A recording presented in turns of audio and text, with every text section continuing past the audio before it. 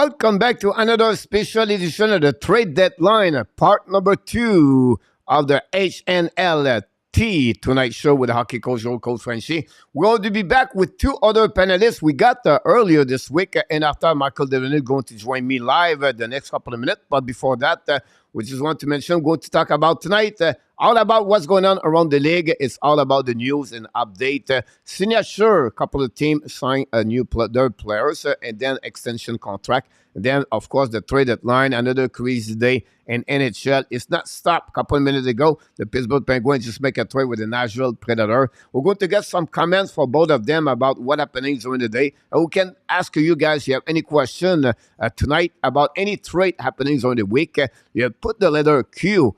And please let us know, and we're going to definitely answer to your question tonight. That's the reason we are here for about 90 minutes tonight for you guys. And, of course, we're going to continue talking about what's going on around the league, not only about the trade, but team.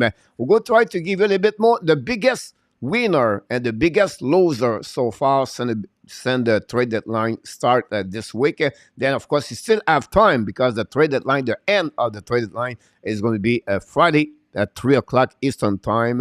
And during that day, of course, we're going to show up at some point, go live during the day to talk more about what's happening around the league. So let's right now, to further ado, to welcome back. They are right now ready to talk about hockey tonight. Michael Devaney from California and Artap from Toronto. Welcome back, both of you. Well on, gentlemen. Michael. I feel like we're together again. For the third time today. the most exciting part of the year. It's crazy how much is happening ahead of the deadline. I mean, we still have 2 days to go here. Yeah, and is the West ever going to make any trades? There's only been like 3 or 4. That's it. Well, Edmonton's kicking ass. I mean, they've made some really pretty interesting moves. I mean, they didn't shy away from moving a big piece out and bringing another big piece in. And I think they're going to try to make another move. It'll be interesting to see. The Puya Harvey thing was, well, LA. I mean, how do you complain about LA? Like Gavrikov, they made a very gutsy move and moving out quick. The goaltending situation, I think that's actually very good because that was something they were winning in spite of somehow. Right, exactly. I mean, Copley, compliments to him because I think he's done an admirable job. But you always have to worry. You always have to worry when it's a rookie going into the playoffs. So this kind of hopefully addresses that. Well, I think he's an older guy, and I think it's one of those math things, right? Like it's with goalies, as we know, when they've played 60 NHL games cumulatively, suddenly they're a goalie. And I was looking at his numbers, and I think he's around there, right? Yeah. I think he's 25 or 26. Well, he's played 58 career games, though. So it's like when you look at how they bring in goalies now, it's like they're trying to get them up to that 60 game mark, and then suddenly they know if he's a goalie or not. So it's like they have to kind of eat it. You don't want to eat it all at once because you ruin their confidence and you ruin your team. Yeah. But bite size. Okay. Yeah, we're going to talk about all the trade happening. Of course, the big trade happening around 6 o'clock tonight, 5:30, I think. Check run, the trade to the Ottawa Senators in return, about 3 picks. We're going to talk about the fact, like, what was expected bigger trade for that, for check run and return. It's not happening, so we'll be curious what you think. Of course, Detroit make another trade today, and Washington make another one. So we're going to talk about everything about this. First of all, go to welcome a couple of people here. Melissa Zabran is in the house, so welcome back. There. We have Grapes in the house. Welcome back, Grapes. Thanks to be with the Hockey Nation Live Show tonight. They have conversation. Mr. Claude Richard, directement de la belle province du Québec. Welcome back. And RJ Calabra with some update around the league. Already surprised, guys. 2-1 the Flyers over Rangers. Edmonton 3-1 against Toronto. And the Arizona Coyotes 2-0 over the Dallas Stars. I don't know what's going on over there. Mathis Asselin is in the house. Salut, mon Mathis. Bienvenue de retour avec nous ce soir. We have the triple W, the triple W from the Maybe WWE. 4W. Wesh is in the house. Welcome back. Thanks to be with us tonight, Mr. Dave Zucker. WQ. Welcome back. A big fan of the New York Rangers from Boca Raton in Florida. Is watching right now the Flyers again. The Rangers 2-1 Flyers after 40 minutes. Unbelievable. What's going on? The Rangers is supposed to dominate everywhere. Everything on that, Mr. L. Ensign in the house. Welcome back. Thanks for being the Hockey Nation Live Show. And Rabinov, welcome back, my friend. If there's the best player that ever lived, I saw him to be perfect hockey bet. Whenever he touched the puck, this team has become a time better. Transition is very good. His speed is unbelievable. He absolutely and Rabinov is really a dominant player at this time. What's going on around him? Melissa talk about the Washington Capitals.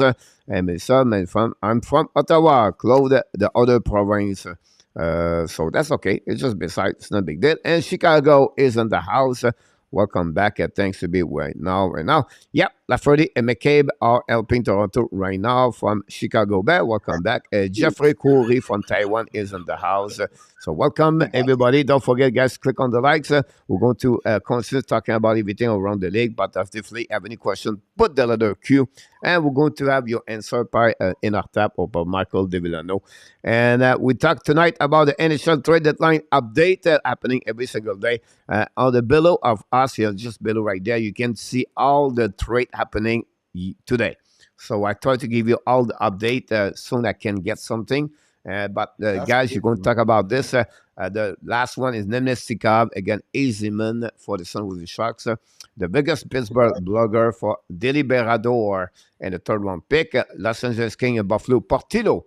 Eric Portillo from Michigan, goaltender, third round pick. Michael, can you add there? Aren't you surprised at that? Like, I thought Portillo was like their number one prospect next to Levi. Prospect. He's 6'5". He's the big Michigan goalie. Like, are they thinking they just can't sign him? Don't they have three different?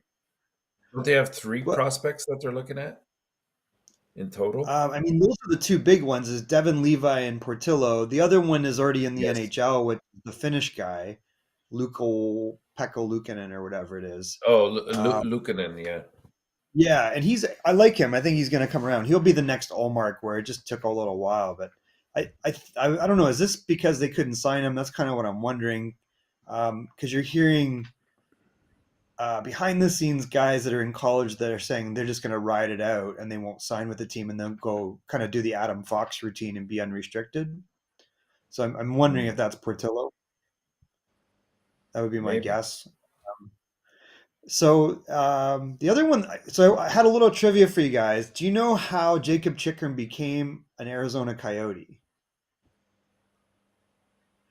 So the draft, it's funny because the draft pick was actually originally Detroit's draft pick. And they traded Pavel Datsyuk's contract with the draft pick to Arizona. And you know who came the other way? It was two draft picks. One ended up being Dennis Cholowski, and that was the first round draft pick. Yeah. In 2016. You know what the second one was? Philip Roenick. Yep. So it was like, hey, can you just move that? Just trade it back. We'll take Chychrun. I was kind of hoping that was the secret to why they moved Roenick. No dice. No. It's kind of weird, though. It's kind of exactly what they got for him in the first place, right? They traded a first and a second. Now they get a first and a second back. I mean, it's kind of weird. Is it one? It's 2 seconds or one? Yeah. It's one. I think it's actually 1 in 20. The difference. And 1 in 24. Oh, conditional. Yeah. One of them only is conditional, I believe. The first one. So if you actually look at that trade for Chychrun and you look at the trade for Roenick, if the net between the two is a second draft pick, it's very similar price. It's kind of interesting. So I guess if you look at it, I think the problem I have with it, he's a right shot. He's a second pairing defenseman, Roenick, and he's a 35. If you look, he's had almost the exact same number of points in the NHL as Chychrun. Like Chychrun's had 170 NHL points in 373 games, And Philip Ronick, I think, is roughly the same. He's 156 points in 305 NHL games. So the value is similar. But, everyone's thinking Chychrun is like the home run king, number 2 defenseman or number 1 defenseman, but Ronick's the 2-3, which I think is probably accurate. So do you think the trade Detroit made sort of set the bar, and Arizona figured out, you know what, we better lower our price, otherwise Maybe. he's going to be stuck with us? It's entirely possible, and I don't get it because Ronick is a real minute muncher. He's always healthy, and it's like, I don't know. I get you getting a first and a second, but it's a mid-round first at best with the Islanders pick coming back. The team that really wins here is the Islanders. They'd move Bo Horvat, or the Islanders move Bo Horvat. Vancouver gets Beauvillier, who's scoring at the exact same pace as Bo Horvat right now, and they get Ronick. And they might have got another piece for all I know. I have to look back at that trade, but like Vancouver's looking pretty good on this deal right now. But I'm having a hard time figuring out what exactly Vancouver is doing right now. What's their strategy at this point? I think they're going to do a hit the bottom and bounce up deal.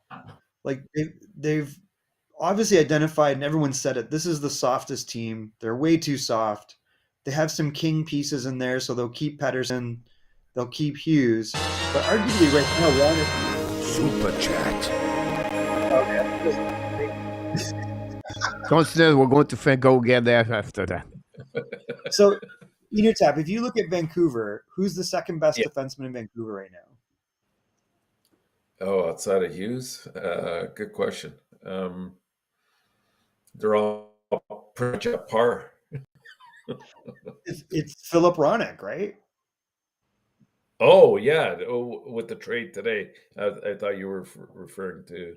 And before, you're right. Like, it was a mix mash, right? Like, you weren't getting much out of OEL. He's not what everyone advertised.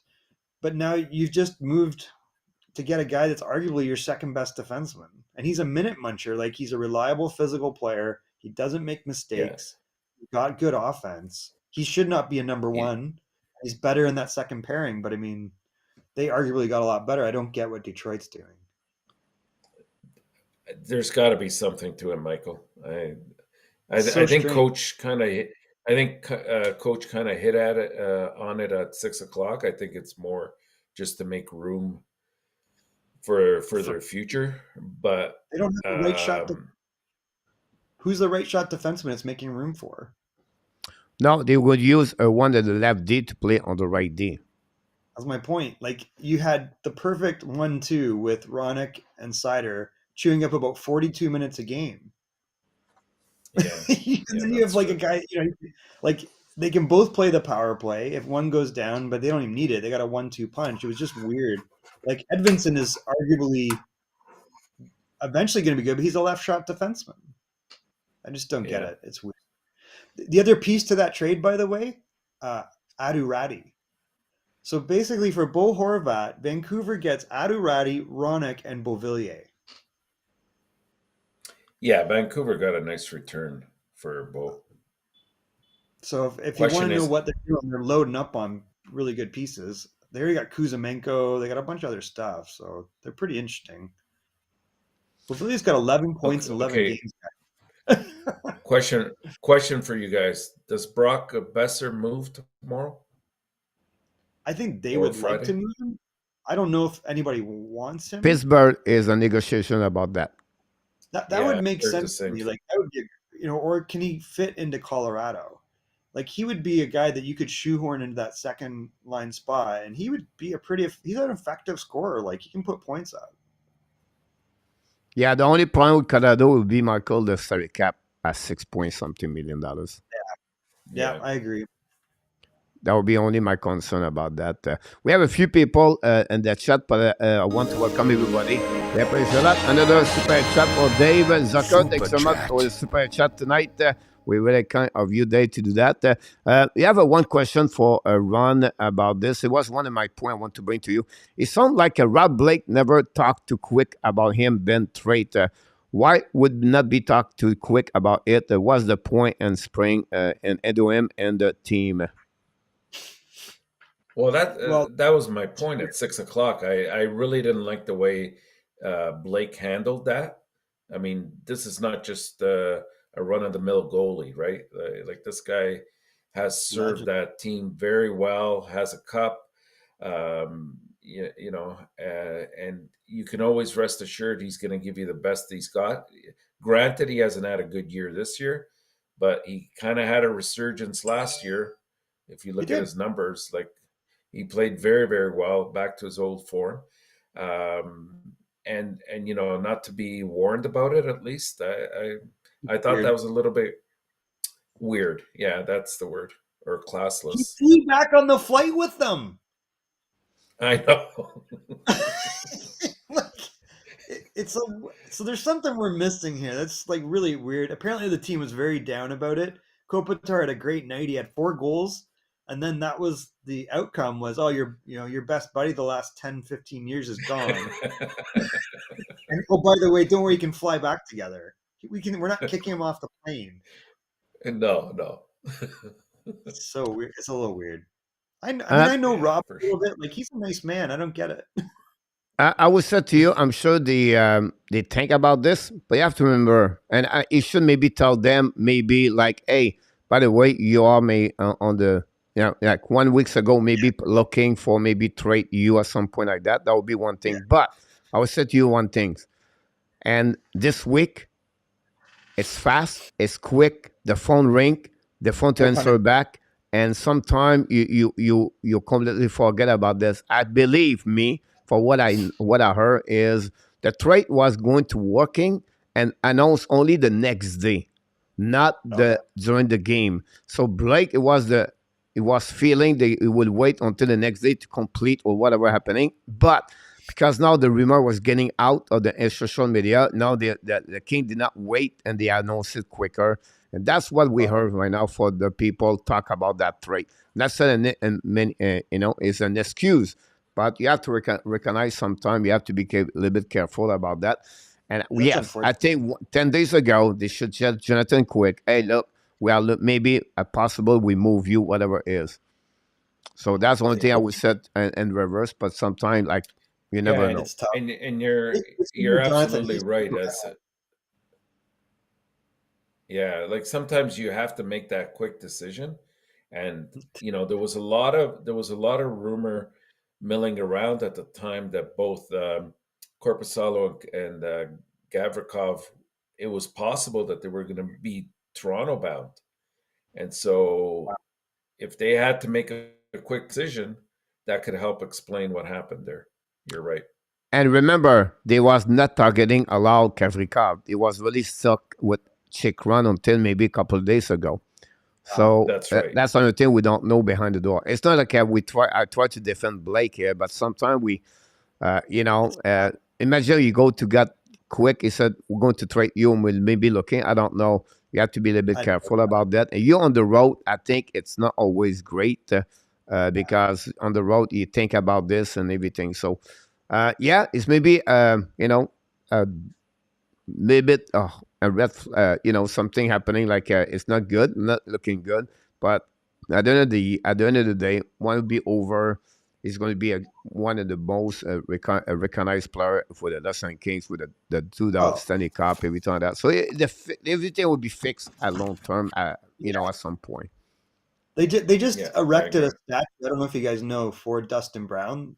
It's going to be tough not to erect them for a bunch of these other guys. Like how do Yeah. Dustin's been big in the community. He's been the captain.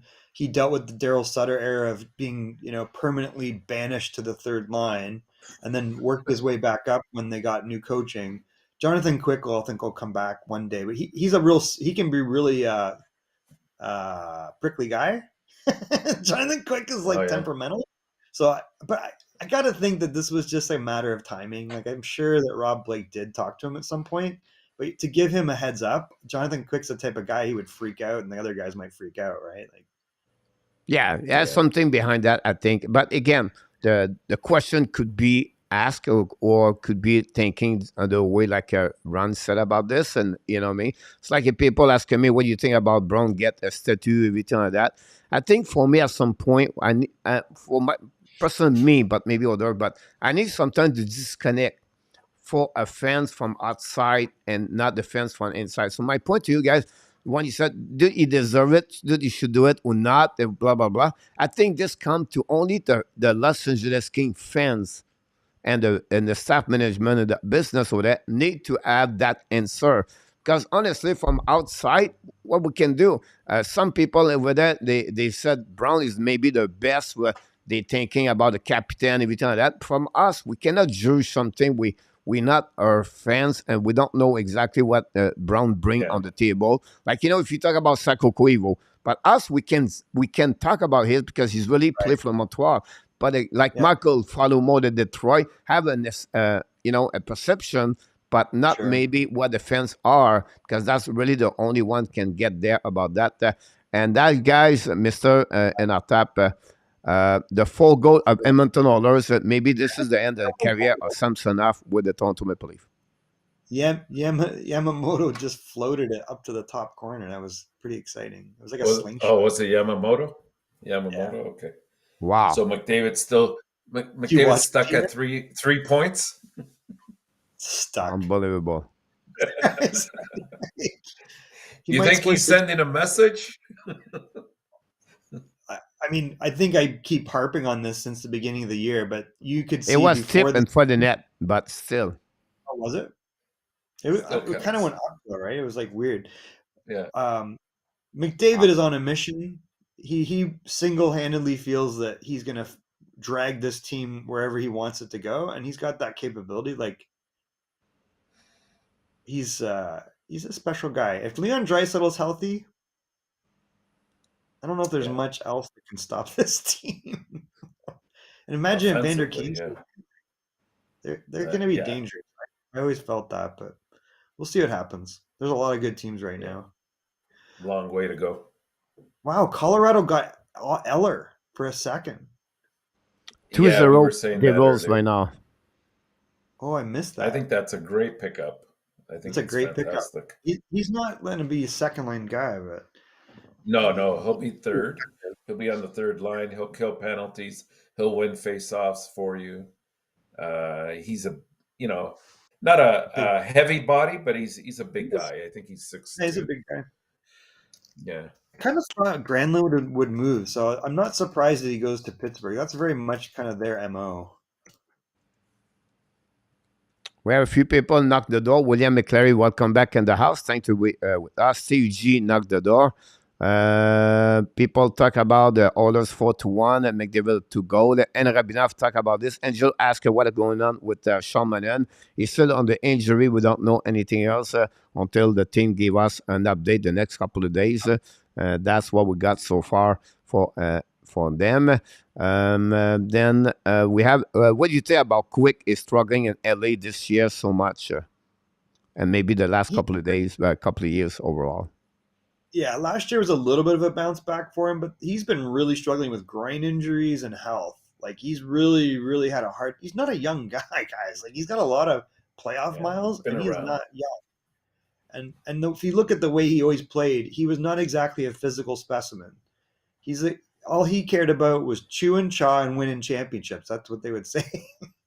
So he's kind of like, he looks like Gumby when you see him. You're like, that's an athlete, but that catches up to you after a while. I think the last 5 years have been rough for him. King said you have a deal. If a deal were to take place between LA and Edmonton, what we like to see for a return? LA and Edmonton? Like Edmonton to get Edmonton. Oh. Please give us a first. What? For the way I see this what's going first. on in the league right now, I would maybe get a third round pick max. Yeah, and I wonder if there's like a guy that's, did they give up on Alex Turcotte? Are they ready to give up on him? Like it's kind of getting to that point. I don't know. That might be a little bit much, but. If you think about this, Michael Granlund got a second round pick a couple of minutes ago or an hour ago.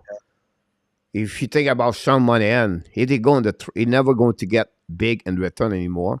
And you talk about Johnny Manson injuries, and I think right now the biggest problem. If I make the video this morning about Montreal Canadiens, I said the biggest problem Montreal is can use a tie up with injuries. Then after that is tie up because they became more sailor at Bayer. At the end of the day, you got two teams, maybe three now: the Vancouver, the Nashville, and the Washington Capitals. At least Nashville, Washington was not until this week a team going to sell, and they sell big. They don't sell only like one player. They sell a lot of players inside. Like Nashville trade at least 4, 5, 6 players, and they are good players. So it becomes harder for Montreal Canadiens. And their asset, they are no asset. They only two asset they have is the Manson Monahan. They have no nothing because they're injured. So for Ken Hughes right now, for me is be patient, wait summertime, and look about this. You could also think of it from the reverse side, and that being, if you look at the West, for example, it's up in the air. Anybody could just step up at the right time and win not just their respective divisions, but the entire Western Conference and go to the finals. So, and you look at the East, what separates some of these elite teams? It's probably just a player or two if it works out. So you could also make the arguments people aren't going to stay put, and the more somebody steps up and picks up a player, the other teams are sort of feel constrained to do the same thing and step up to the plate. And I always say, you wait to the last minute. A lot of plans go down the tube and they don't materialize. You go to your plan B, your plan C, and all of a sudden you're going to start overpaying for some of these players. Yeah, I mean, you only get this window once in a while, and I think there's some teams that definitely feel that they have separated themselves from people that are middle of the pack, and I would argue they're probably right. And it's that's the point where you start trading picks. It's not where you're at the bottom and you're trying to deal yourself back into the middle. It's like when you're at the top of the top, you're at the middle of the top and you want to go to the top. And I think that's what you're seeing. It's just the last third of the third, Like, does Carolina feel pressure right now to make a move of some nature? I don't think so. I don't think so. They never did at the trade deadline. And they proved it again this year. They got Puljujarvi, and that's it. They do this at the summer. Look what they got: Brent Burns, Pacioretty, every year. Last year they got only Max Domi. They don't trade they don't give anything back. They really believe what they build themselves. There's been always Carolina about that, for sure. And I think got 11 goals, right? Yeah. They only offer contracts to UFA or RFAs. Yeah. I mean, you're getting some offense from him, which is helpful, and if not surprising. They've got 3 real good goalies. They're not even firing on cylinders with Paul Stastny. They still have Jesper's fast. He's kind of like playing low in the lineup. Noenson's like a revival. Should they do something? I mean, they got Aho, Nichas, and Svechnikov, Seth Jarvis. Let me rephrase that, guys. Do you see a different outcome this year for Carolina than last year? I think the teams that are going to be in the playoffs are stronger than they were last year, number one. Sure. And Carolina's, in principle, they're not much different than they were last year. I don't disagree with you. I think their move was they got Brent Burns and they got Pacioretty, and the Pacioretty thing is blown up. Oh, right. So it puts them at that same level. Like if they had a healthy Pacioretty, I'd say, they're definitely set. Right. But they don't. I think you're right. So they need another body. Yeah. Yeah, but at the end of the day, they did it in a tap. It's just like injuries change the way they was thinking during the summer. So it's like, I don't know, like if you trade Patrick Kane and Tarasenko and then both of them are injured, They're going to set Rangers. They not do, they are not better like he was last year. I think right now they are. It's just like they have a Paturity on that right now hurt, and he cannot. No, they were. I agree. They They were were better. But my correct. point right now is, and this is what I'm alluding to. They need to When make a you have move. a team that's built up to this stage, you have a small window, right? You got whatever, 2, 3, 4 years. David And said if you that. don't get a cup in that point, you start losing players through free agency and whatnot. You can't. The salary cap comes um, into the equation. So, are they just going to be content to say, "Hey, let's move forward and hope for a better outcome this playoff," or are they going to make a move for a player? It feels like they're Even not, a but even they even a should. Ty Domi at this stage would not Ty Max. Domi, sorry, Max Domi would help at this point.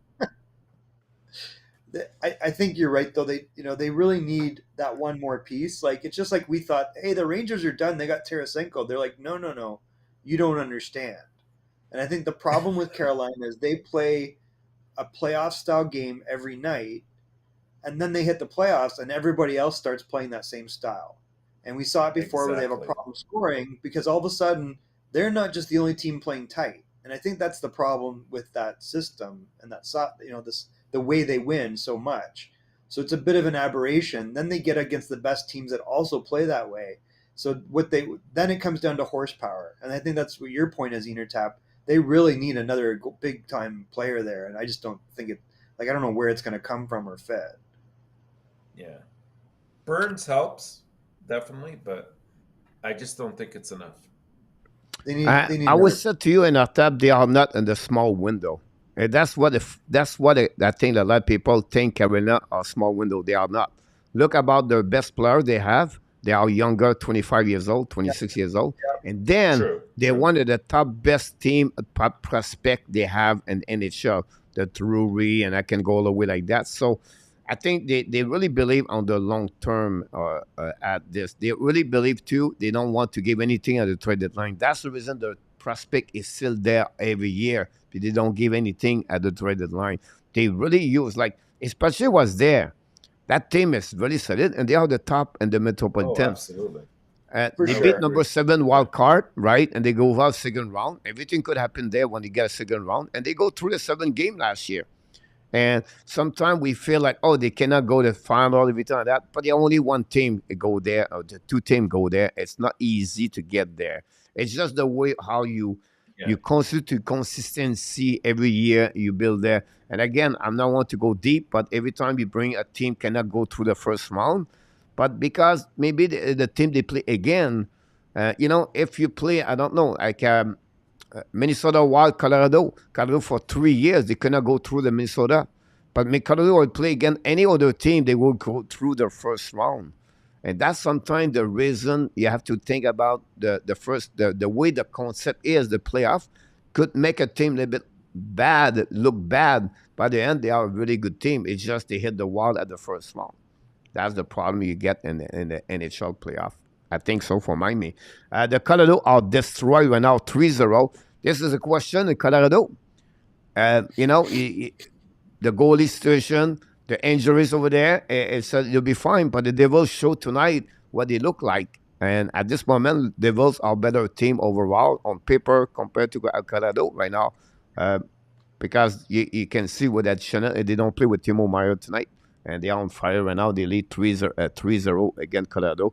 The other Star guy, 2-1 losing. The Star not looking good for the last month, during the month of Yes. February. The What's going Toronto, on there? whatever they bring on the table, same result, 4-1 losing. And the Flyers beat the Rangers. So 3 teams right now. The Rangers, the Leaf, right? Yeah. And they bring players, and nothing changed right now. So very interesting what it will look like for Wow. the next couple of That's 6 weeks. That's that's not wild. surprising, coach. To be honest with you, that's not surprising. You can't just, take players all over the place, bring them in and expect like The they jet. have to gel, they have to develop that chemistry. They have to know what the system is. It takes a while. So it's not surprising. That's what these next 20 games or so are all about. And you hope that by the time this is said and done, and they're heading into the playoffs, that they've at least developed some kind of chemistry and are riding a bit of a hot streak, because that's how you'll go far. But it's not surprising. I mean, what is surprising to me outside of this is how Dallas hasn't made a move. I really thought that this team would try to get some secondary scoring, but you know, if their answer is Dadanov, they're in trouble. Yeah. And Gurianov hasn't. Right, you're right. Yeah, Montreal lost that trade already. It's over. I was just looking at. Yeah, it's over. So Arizona's interesting because and Tyler Seguin just scored. Because I was just going to say Tyler Seguin, he just got his 16th, so now it's 2-2. So we say I don't know. They're an interesting lineup. Like they're very deep, no matter what. They've got good size. Rupi Hins is doing real well there. They got good defense. They got the number one goalie we never thought they had. I'm not sure. They could probably use one winger, right? That would probably be the piece that's missing. Absolutely. I mean, even Ben, by all standards, even Ben is having a better year this year. Oh my God, is he ever? Yeah. So come on, that it's there. I don't know if someone listened to our show, but right now Rangers tied the game. So now people are upset for what I just said. They're not looking good, and now they score and that one. So it's really amazing how we bring people on here. Like people listen to us, we don't know who they are. But the Rangers tied the game 2-2, by the way. I would say to you, Michael, about the Star. Yes, they are dead. They have a good thing about that. But they are off because Joe Pavelski struggled for the last 5 weeks, 6 weeks. The first night not play the same level. Send the injury for Robin Ince. I think right now you can see the mileage of the Ren Sutter struggle as a defenseman this year. Now you can see. I think that would, if I was them, I would add a left defenseman. I got a Jordan Manson. It could be a good pick over there. To depth, like exactly what they pick Toronto, Anderson, Toronto, but Eric Gustafsson, if Morgan Riley get out, I think for security, I think the Dallas could get maybe a third-round pick in return for Jordan Munson. I think that would be a smart move if I was Dallas. Yeah, I agree with that. And maybe they'll do it, right? Like maybe that's the move is you pick the guy that's really interesting though. We say like Neil Lundqvist has worked out pretty well there. Done great. I think he has 6 goals already. Yeah, he's worked out real well. A little bit of a minus, so that's unfortunate. We say Joe Pavelski, but the guy's a plus 29. He's got 51 points in 6 but if you look about his scoring, Michael, he's not there for the last 4 or 5 weeks. But you know who's scoring is Wyatt Johnson. I know it's 5-1 in Intertab. That's what I was saying. They just made it 5-1. Like that was Fogel to who? 71. Oh, McLeod. Costin. Is that his? Yeah, that might bad, be it is his. Let's talk for a second about how you destroy yourself. St. Louis Blues. Yeah. Let Perron go. They let Sundqvist go. They let Wallman go. They let this guy go. They let Husso go. Now most of it's to Detroit. Ryan's now gone because of all that. Like. These guys are all performing really well elsewhere. Yeah, absolutely. Like Klim Kostin was a throwaway, and the guy's got 10 goals in like 40 games. Yeah, he's Russian, isn't he? Yes, he's Russian. He's a big Russian guy. When he was drafted, I remember the draft because everyone was saying, "Man, this guy's 6'3". He's really powerful. He's got a lot of good skill, but he had an injury." And then when he came on, it took a while. He was like not producing offensively, but you could see like he's a real good skater. He's got a real good shot. And he's a big, strong body. And sometimes we forget like big guys take a little while. And man, he's like he can do all the things you would want. Like he can, I don't know. So he's better than Puljujarvi. He's doing exactly what Puljujarvi was expected to do. Correct. So, exactly. Michael, bring one point. I will going to ask you a question, and then I will consist with that conversation what you bring with Puljujarvi. So, King asked, do you believe St. Louis can unlock Kuryanov is hiding potential. If there would be a dark horse sleeper, still, if you cannot does hurt Montreal, either cannot lose at the end of the day. But my point behind that, you're just talking about Costin with Edmonton, and now Pujujavi with Carolina, Nikushkin happening there. Sometimes when you change the scenery and you have a coach fit better to any other coach in your career, everything like that, do you feel like this is really, it's time maybe to change? Because a Pujujavi can go to Carolina, fit with Rob Vendamo, it can become the player they expect. You never know about that. I just want to open the door about this and bring to another tap. So what do you think about Carolina with Martin Saint-Louis? Yeah, you're totally right, Coach. Sometimes just a change of environment. It's not just really. It's not just about the goaltending, or sorry, it's not just about the coaching that could make a big difference. It could also be the system that the team plays, and it's more adept to the type of player that they are, right? If you're on a team, for example, that plays a lot of very close defensive-minded system, and your player can't play that, of course they're going to have a bad year, right? Whereas, you go to a different system that is a little bit more wide open. The coach allows for that creativity aspect of their game. They might excel in that environment. Now with Gurianov, yeah, I believe he definitely has a ceiling. He hasn't reached it, not even close. I don't think. I mean, he did have a good playoff, he did, but he's got all the tools.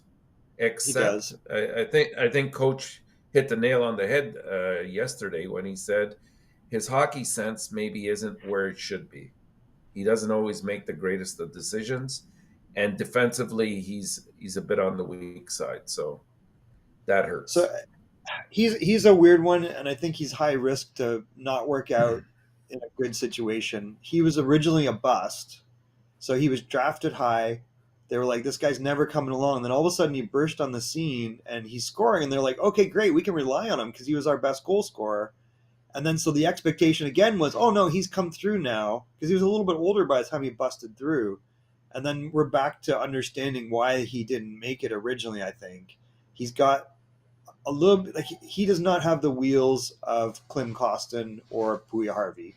He's got better hands than Puya-Harvey, and that's what he was having some success on. He's a big body like both of them.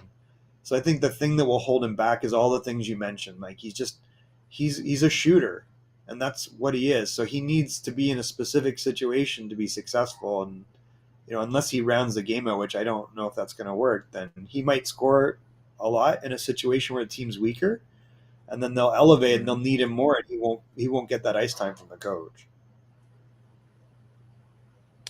Yeah, absolutely about that. I was just watching the Colorado Avalanche. Listen to me again, because they score now at the end of the game, at the end of the first period, 3-1 over there for the Colorado. Over that, we have a few people knock the door.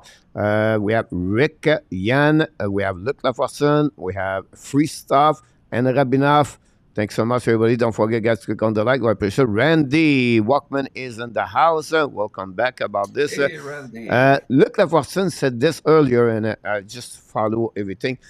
He said one problem with Carolina, they are small. They are at least a 4-4, I believe he said, under 6 foot.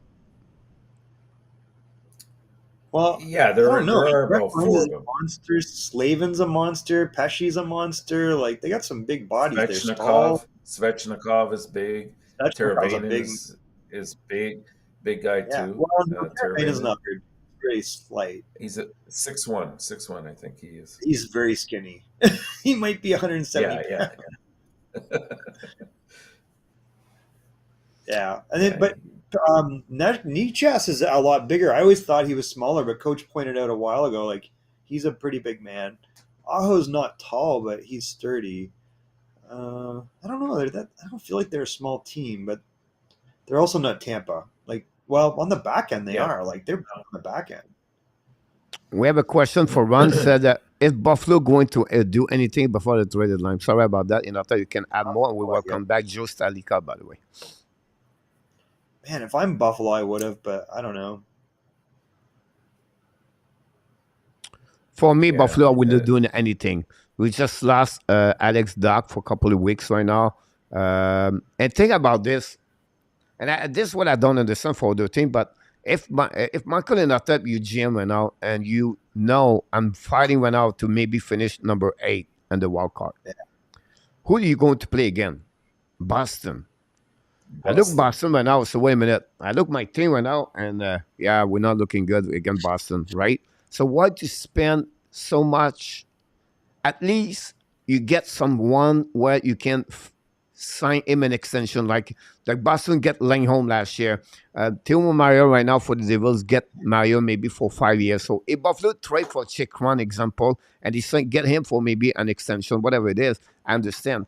But otherwise, I would not go a rental player or destroy my first round pick or second round pick for maybe for the next couple of weeks when we know it's not a matter right now. If the plan is not this year, maybe not yet next year, but maybe in 3 years. And now we go step up. Well, and Buffalo guy, Quinn, Peterga, Grebs, Cousin, and I forgot many power, and it can go away like that. They are really good team going to be in the future. They got lots of nice pieces.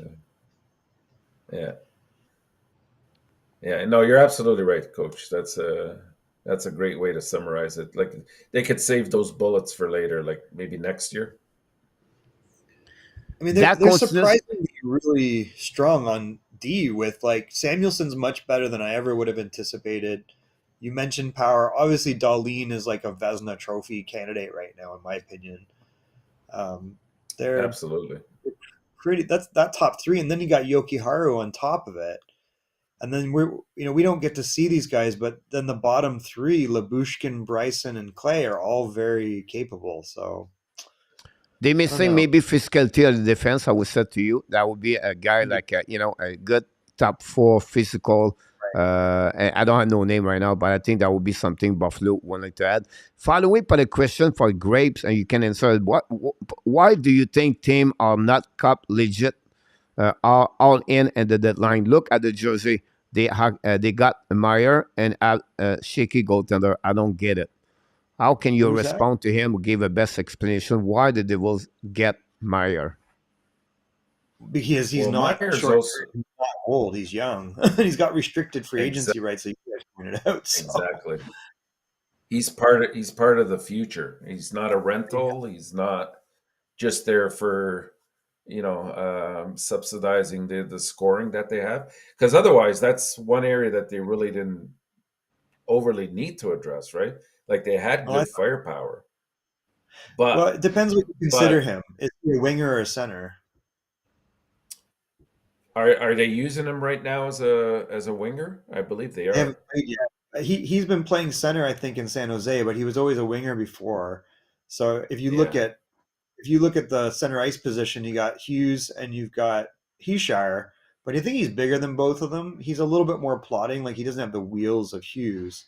So I don't know what they're thinking. Is this going to be a Bo Horvat situation where they put him at number 1, they put Hughes on the wing, or vice versa? But you have that versatility as a coach, and he can really score. Like I think they're going to use him, Michael, for and the reason we said that the winger, because they are small on the winger side. New Jersey, so you don't have those kind of big guy. I know somebody is a 6'3", but what he bring on the table is forechecking, is competitive all the time. I think that would be a smart move, better for me. And their line is good. You have Eric Ola, third center over there. You have Milo Woods. I think Woods or McLeod, the fourth over there. They are really good strength line over there as a center. So I think it would be better. And to answer back to Greg, yes, it's an extension contract you're going to get with him. And that's the reason is the future, like in our top said. So I think that answered back that question. So thanks so much. King of Gamer, which wild card team could compete, get a good run for the Boston Bruins? If you have one team in the Eastern Conference or the wild card, Detroit, Panthers, Buffalo, Islanders, Washington. I'll be honest with you. For what I see right now, you're going to be your coach. You're drunk. I said no, but not yet. But I would say the Ottawa Senator. Well, the Ottawa too. I mean, Ottawa looks very good if they can sneak in. I think the thing that when I look up the matchups of the Islanders, I think the Islanders will probably play Carolina, and I think they could be a real pain in the neck because they've got Bo They're Horvat, they got mirror Brock images. Nelson, they're 1 and 2. They've got Anders Lee. Like they've got some big bodies on the back end. They got big Noah Dobson and they got Pulak, and then all these other pieces that are not small. Like they got a great goaltender that could steal a couple games. Like so they're a bit of a pain in the Yeah, neck if they get in. yeah, A great and point. When you have Zorokin, I'm sure that helped too. Everything could happen there, but absolutely, and I would throw that in the equation if they drop to the second wild card and play Boston. I think, like I know you said Ottawa, and I can see that, but I think if you can suffocate a team, and I think they have the ability to do that, and they can play just as physical as Boston, probably more so, and you have a great goalie, you don't know. Anything can happen. I'm The X laughing right now factor, because MSU Detroit fan, big fan of the Red Wings, and we tried the wrong Philip, Michael. right? I mean, well, first of all, I mean the others. Zadina is showing I have skill. He works hard. He's never not worked hard, and he's always been a guy that tries, to contribute defensively. And that might be like you're saying, Coach. You put him in a different situation, and he excels, and he's come back and played real well. I don't think they should, but he's like 13th on that roster a lot of times. So I don't understand it. I don't get it. I was going to mention. What was I going to tell you? Pittsburgh is so the key here. You mentioned goaltending is Tristan Jarry. If Tristan Jarry can round out over the next 20 games into what he was, last year, he's coming back from injury. Pittsburgh is a real pain in the neck. Like you're having really, and Crosby looks like he's ramping up. So you got Malkin and Crosby. They just acquired Granlund, and they got a lot of other pieces that are contributing offensively. Like Rust is still in there. You still got Gunther. I don't know if is he hurt right now? No, Gunsel's playing. Gensel, sorry, Gensel, yeah. And Yeah, so that they're another team that they could surprise you. You got to think Boston would beat them in a head-to-head, but they're just one yeah. of those teams where they got that veteran savvy, and if the goaltender matches what the other goaltenders do, it could be a real tight situation. The only problem is defensively. That's where They're they're one. really suffering. Yeah, They got Tang. like even well, that's yeah. Like who else is there? I don't know. No, but They're D, aren't I'm they? I'm still reading a lot that it is possible that Columbus might trade Jonathan Quick, and the teams that are popping up are Vegas, Buffalo, and Seattle. Wow. Well, you know what's funny when you look at Jonathan Quick's numbers last year, he had 23 wins. He was 10 games above 500, and I think he had a 2 something and a 900 something save percentage. Or like he had a Yeah, 910 or a 908. So he's 876 or whatever he is this year. It's ridiculous, but if you really look, he's actually been healthier than I realized, like, and he's played a bunch of games. yeah. It'll be I mean, interesting. We have a question Vegas for for me William. makes sense. Um, Henry to Toronto. I have a question from Mhm. William for Michael, and maybe I can add more after that if you don't know. But he asked about if you know the defenseman 6'3" at 14 years old, Keaton Verhoff. So I haven't seen him. I just got our rankings, so I'd have to take a look and see. I can't tell you exactly who's in the rankings, but let me tell you. So the story behind him is the defenseman played for and the CSSL. He was played for the Rangers Saskatchewan. Now play for the Rink Academy in Kelowna. He played. He started with 15 years old. He played with 16, and now he played with 18 years old. Just give you an idea what he looked like. Again, 6'3" and 190 pounds is a defenseman. And he showed on the right. What's his last name again? Verhoff. VERHOEFF. But he's listed as a forward here. No, for me? I have a defenseman right now. Well, our guys just sent out questionnaires, and we have him listed. So I don't know. I'll find out about him. So as I mentioned, he's a great defenseman right there. Play 46 points and 26 game, 13 goal and 26 game, by the way. So we talked about earlier about McKenna. last week for Kevin McKenna. So I think he's another one on that same average, same situation like him. So I just want to share with that. King of Gamers said to Enartab, do you think Simoneau's size will hurt his chance to make the NHL jump? Who? Xavier Simoneau, Enartab. Well, it doesn't help, obviously, but I mean, he's got the talent, so it depends. It depends. I mean, I don't know really where to go with that. It depends. It depends how he adapts, and he's got the speed. He's a very quick skater, and he does have good hands as well. I don't know. I think it's less and less of an issue nowadays in the NHL, the size. I mean, it's preferable, no doubt about it, but it's more of a skilled game, at least until you get to the playoffs, and then it becomes a little bit more sandpapery. Yeah, I was just said to you, for me, for what I know from him, look, he's 5'7", right? He's not scared to go in front of traffic, in front of net. He's always performing, good skilling, everything like that. My only thing I was said is, can do it on the basic consistency night after night in NHL, to stay in NHL, to play couple of game left and right. It reminds me a little bit my Calgary, and Michael, I'm sure you know him. I don't know his first name is Zach Phillips or Phillips anyway. I know his last name is Phillips. 5'9", 5'8", great on the American Hockey League. But again, when you go into transition in NHL, you can see him. He was struggling a little bit. So I don't know what you think about my statement. Maybe in that tab you can tell me more. But that's one of my feeling I have about him. Yeah, no, you're right, and you take quite a beating, right? Like just look at somebody like Gallagher. Like this guy lays it out there every single game, and now it's caught up to him. Like he can't stay healthy. Yeah, and the thing with Phillips is he's like $150. He's like really. He's not. He's a very very skinny guy. Like he's like 5'7", $150. So he's not. But he's got 56 points. He plays for our former coach Mitch Love down there, and he's doing really well. I mean, he's just. I don't know how you're going to cope in the NHL. Yeah, I'm sorry about that. Luc Laforcine said Carolina looked like a New Jersey of the old, but much bigger about this. And Robinette said, is Ottawa a playoff team? They look amazing right now, but they seem like a toes up to make the playoff. What check run do you feel that the Ottawa Senator, they could make the play? I know the schedule is tough. They are number 3 behind Montreal and Buffalo. So do you think Tampa Bay, so number 4, do you think they have a chance, or do you think they could make the playoff? They have a shot. I mean, they're 5 points behind. I mean, it helped to get those 2 wins against Detroit. I thought that was an absolute must.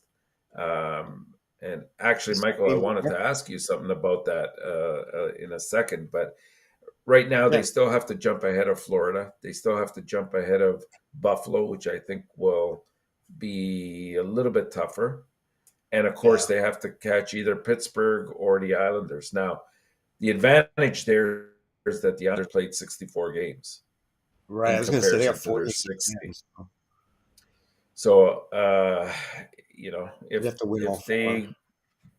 they get on a really hot streak, like they're at 64, they have 22 games left.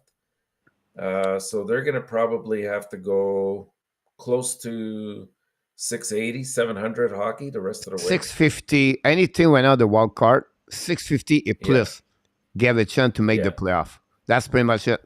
And the Rangers guy win 3-2. Tarasenko, second goal of the night. Shoot the puck, guys. What Carter Hart would like to see that puck go through the blocker and the body. I'm sure Carter Hart not happy about that part. Tarasenko score for the New York Rangers, take the win on overtime 3-2 about that. So there you go. And 3 points. 3 points for Tarasenko tonight. So Ottawa has obviously the advantage of getting Chychrun, and they just, Mad Sogard is like the wild card here. This is a 6'7", 6'8" goaltender that's rookie of the month. he's had like a 936 or 940 save percentage. And if you look at game in, game out that he's won, it's not close. Like the guy's stopping No. 93% of shots. It's like he's just a wall back there. So The to make Ben Bishop. The Ben Bishop a long time ago with the Ottawa Senator. You're absolutely right. I think it's a great point, Michael. We did not talk about him a lot. I don't say they're going to make it, but the way they play right now, the confidence, they may be. If I was them, I don't know. Now they get shake around. I would say they maybe need a defenseman. I would like to add another, like a Luke Shine, a Bokosian, a defense like, you know what they can get?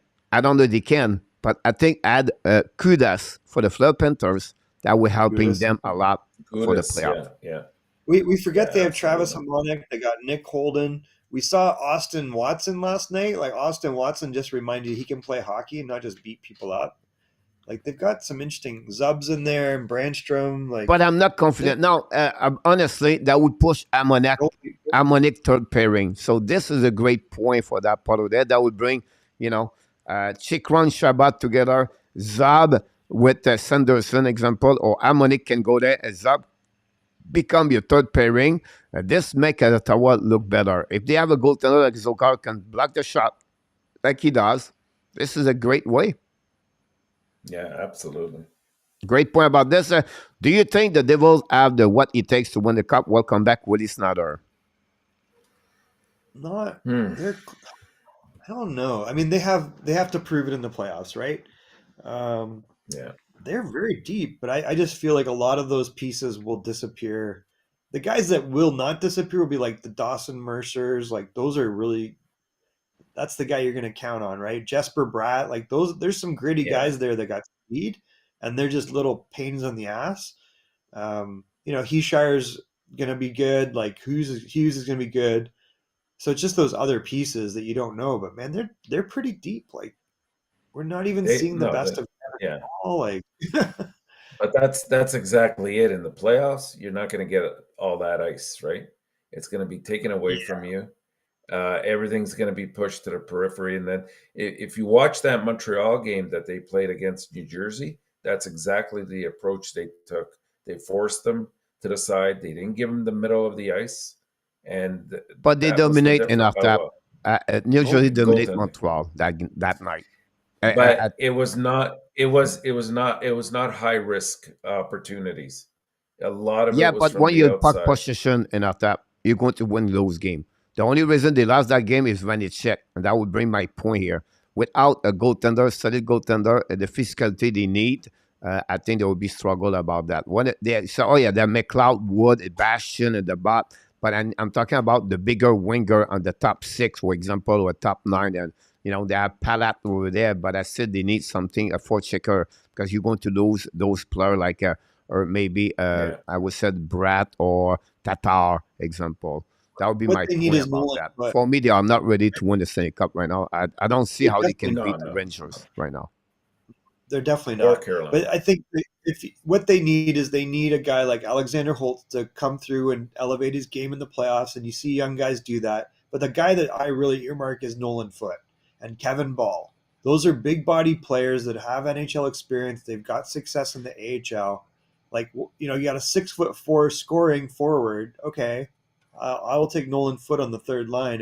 If he can elevate his game by the playoffs, that's what you look for, because he's going to be more effective in the playoffs than Sharon Govich. And then Kevin Ball is a 6'7" defenseman who can just smother people, and he's got NHL and AHL experience. So can guys like that step up and make a difference and steal one of those spots that guys like Tatar that'll disappear. Yeah, my point is like they are not ready yet to win the Stanley Cup. I think the future is great over there, but early. I don't think so. Welcome back, Gary Cournoyer. He said that if they trade to win, it will be a really successful trade deadline for the Montreal Canadiens. Sure. About that, Nicholas, we're getting report out of Pittsburgh that there's a lot of rumor that Edmondson could be going to Pittsburgh. They're making some moves there. So Edmondson or Edmonton? Edmondson. Edmondson. Yeah. Well, Pittsburgh. Yeah. I think the reason I would said to you guys because they played together Petrie and Edmondson together in the past, and I think the cost would not be too much in return. So that would be my only projection about that one over there.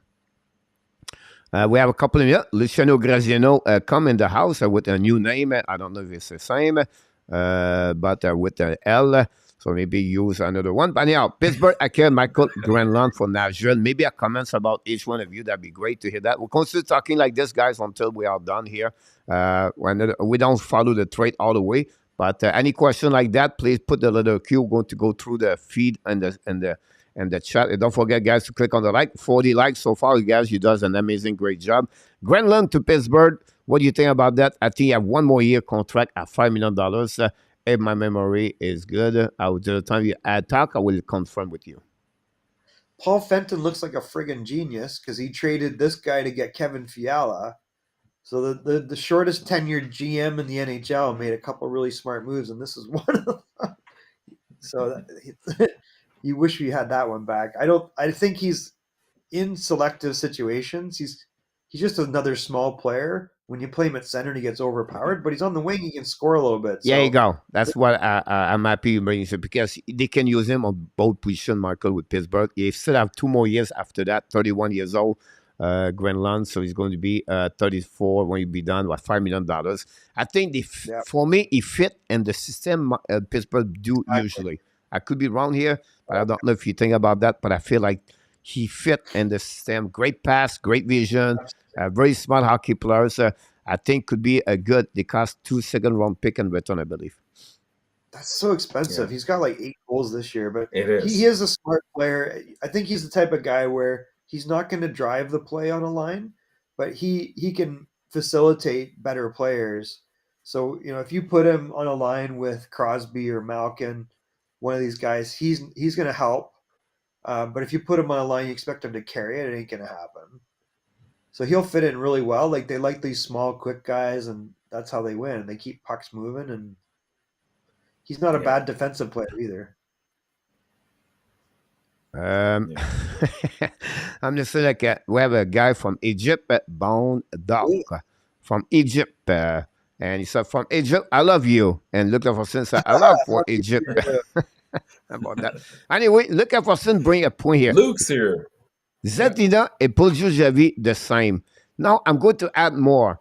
Kuryanov, another one over there. A player like they are not find the scenery every time that. My point, Zadina, Kuryanov, Paul Javi. I don't know if you missed one. Maybe if you had other players, which one of them could have a better successful in the next 2-3 years in NHL? Capo could be another one. Lafreniere could be another one.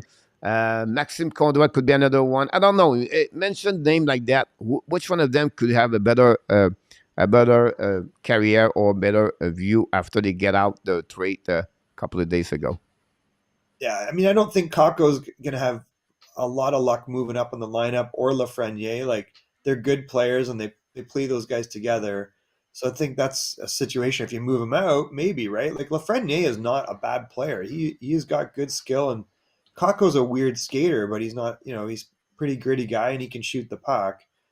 Zadina is a highly skilled player. The problem with them has always been he's almost too fancy, and he gets really, really down on himself. Like he's incredibly hard on himself.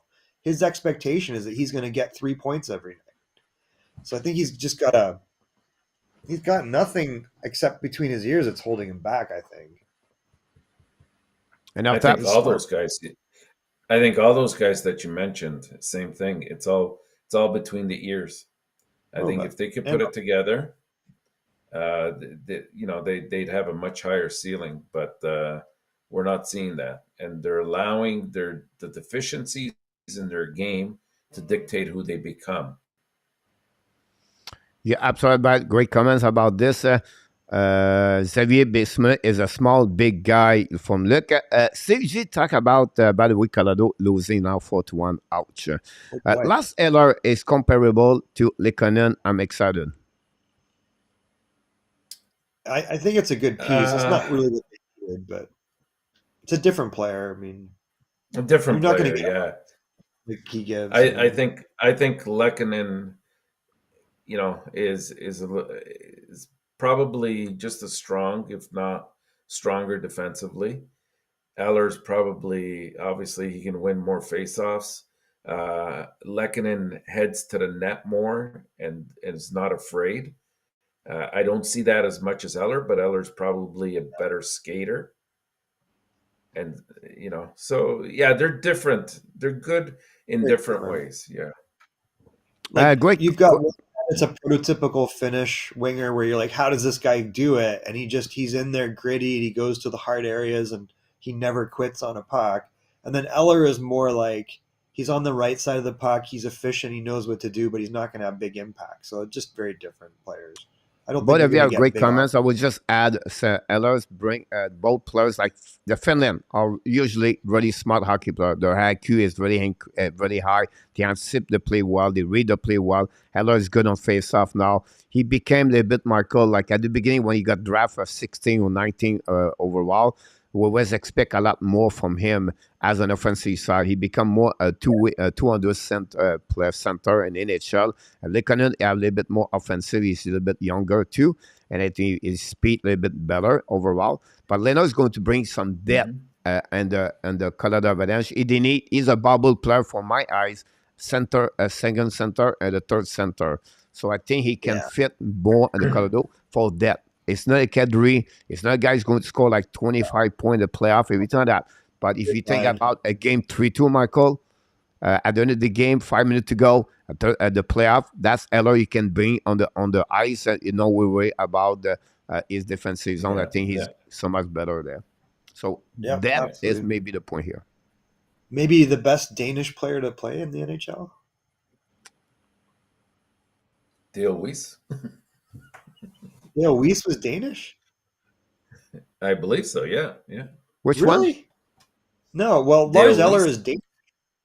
He's a Danish player, and he's one of the first Danish players to come over. I thought, and he's played 930 NHL games, by the way. Yeah. He's 1989 birth year. He's not young. I don't know. Michael, what do you think about Sarkowski from Nicholas? I mean, the Captain Kirk in the house. He's like Manitoba, by the way. I'm like, I don't think he's Danish. So I mean, Slavkovsky for me, we've seen him since he's like 15, right? He's physically mature. He's a monster. He's just a big guy. We know he can shoot. I think he takes a long time. Like he's not the most creative player you'll get, and he's not a great playmaker necessarily.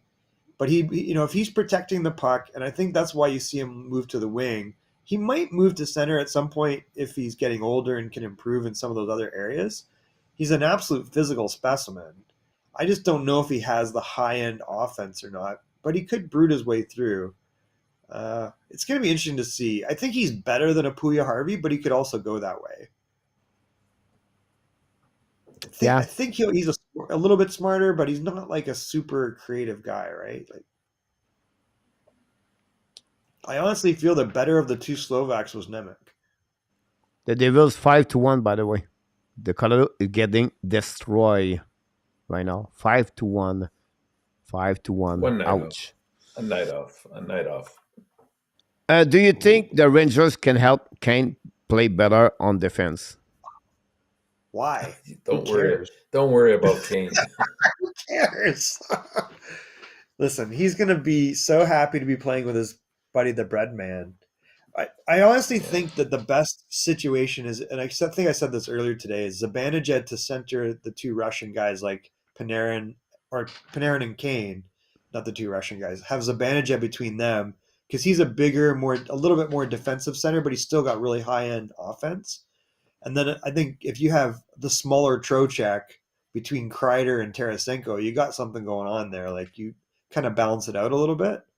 And that third line, I think, is pretty set. I mean, they got good Lindgren size get out. I don't know he's out of the game, but Lindgren got the crunch in the corner. But sorry about that. Oh, yeah, Liljegren. I saw him get destroyed there. Which team would like to get Joel Edmondson if he was 100% back normal, like no problem right there. Which team do you think could take advantage or more profitable to get Joel Edmondson for the playoff right now? I mean, Well, Toronto right could now use him. it's yeah, absolutely, absolutely. Toronto could use him. I would say to you guys, many team in NHL would like to get him. On my Yeah, opinion about that. I think because you talk about him earlier, Pittsburgh could be one. I'm going to surprise you, but Winnipeg Jet could take advantage of him. And I still feel like I would you agree. do. Like they could definitely use a little help back on the defensive side. They made a I real would good even move. say even the Edmonton Oilers could really use him. With Ekholm, I think they are okay now, but I can understand your point of view. But because Ekholm play both sides, right? He play FD, right D. He's a left defenseman, honestly. But I think. Yeah, I think Winnipeg could be a good asset for them if you want to go there. But there's a great question, by the way. But Pittsburgh fits very well. I think Pittsburgh could take advantage of Petrie and Edmondson together. He brings some kind of physicality they need if they make the playoff. That's the problem with Pittsburgh. Can they make the playoff or not? There's one there over there. Have you watched this guy Desharnais? Maybe if they make a deal with Detroit and get Sherratt, they can reunite the old Montreal defense in Pittsburgh. Do it.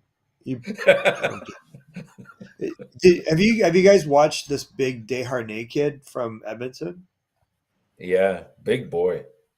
That's the thing. Like you look at him, you look at Kulak. Like he is a big guy, right? Like you've got Broberg at 6'3", you've got Bouchard at 6'3", you've got him at like 6'6" or 6'7". Kulak is probably what 6'2". Nurse is 6'4". 3, yeah. Yeah, and then Ekholm's 6'5" or 6'4", right? Like so, they're all real big now and heavy. Like he's a heavy body. Yeah, yeah. Like Sorry about that. In person, I don't know if you saw him the other night, and he who did he whack in the back? He literally took his stick and just 2x4'd him in the back. He did not care, and then he came out of the penalty box and he dummied him again. He's not afraid to be big. Like he is just what you want. I have a question for you guys. Edmonton Petrie together. That's the one over there. Luc Lafortune talk about Biatorion make a lot of trade. He almost like a all-star game pin to Ottawa. But point what he said, Luc, I will ask you this. If Ottawa gets Chikran in December, are they the same position right now? I doubt it. They'd probably be further ahead, wouldn't they? So my question, is it worth it to wait always at the trade deadline and not to trade earlier in December, January to helping them to have a better year overall? This is a question for me, by the way. It's not like someone asking. I think for me. Yeah. The price in December would have been very higher. Yeah, What you think in your time? Yeah, absolutely. I think to get him in December would have cost a lot more, and they probably didn't have it or weren't able to, weren't willing to do it. But you still trade the first round pick at the end of the day in December. Like I don't think so. The price is so much higher compared to December and right there. They were asking quite a bit for him. They were asking for a specific like Chikran, but I don't know if you trade for another players like I talked Chikran right there. But my point is like, could you think at the end of the day is, do you think a team could take advantage of December, January, February to have a better position at what they wait? Now they know, but maybe they're not in the playoff, everything like that. I just feel like if you want to go that direction, you should consider a little bit trade earlier and not wait at the last week of the trade deadline. That's my view. But you're probably giving up a roster player or a really good prospect or two just based on that time difference. I think that's the difference there. And, there's pressure now on Arizona because they're seeing the Roenick deal. Like they're seeing the value of a guy that's got almost the exact same statistics. He hasn't sat out any games and he's helped Detroit get into a position to play well.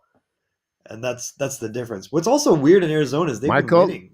Colorado scored 2 goals, 5-3 right now. McKinnon Oh, Ryan or Nugent Hopkins Rantanen? is fighting.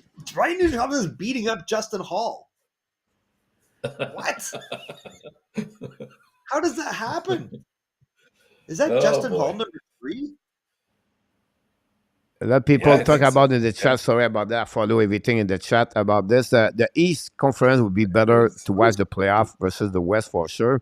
That's Free Justin for Hall. Michael. Can any Detroit fans out there ask Eugene to cut the leave a deal on the Tyler Bertuzzi? So I'm watching this, and somebody slew-footed Nugent Sorry, Hopkins. Michael. Sorry, Michael. If I ask you if RHN can win a battle, can win a fight against Justin Old, what your prediction on percentage? Absolutely not. 0. 0, yeah. Oh, It's okay. just I beat the just crap learned of something. him right now. That's what I just what said to you. I was telling you. I've been sitting here watching the fight ahead of you, Pierre. Okay. He literally. I that's another what I was breaking like, news. The Colorado Avalanche 5-4. There you go. That's a champion. That's a Stanley Cup champion, So guys. going back to, are they getting demolished tonight? That I don't was know. sweet. We'll wait and see. All right, That's why I was Michael, going back to you crazy. again. I'm sorry about that. I'm getting excited right now. I don't know why. No, I was doing it before you, Pierre. You don't listen to me. Because Yeah, I'm no, watching. I have he to follow ignores what's us going on in many the chat. times. I'm watching the TV there. I'm trying to get under the score over there. I need a projector in my ear. And you Said, ignore hey, us. did you see? But back to your question, Michael. Again, for the 3-time free stop asker, can any Detroit fan out there ask Eugene to cut the leave a deal on Tyler Bertuzzi? Please, thanks. I will add one more question with that part. Do you think Detroit going to trade or not Tyler Bertuzzi? If you are Eiserman, do you trade him right now? If you know maybe you're not going to resign him, or do you prefer to say no, we're not trade him, we sign him an extension? He's been pretty good. Would you trade Tyler Bertuzzi for Nick Robertson?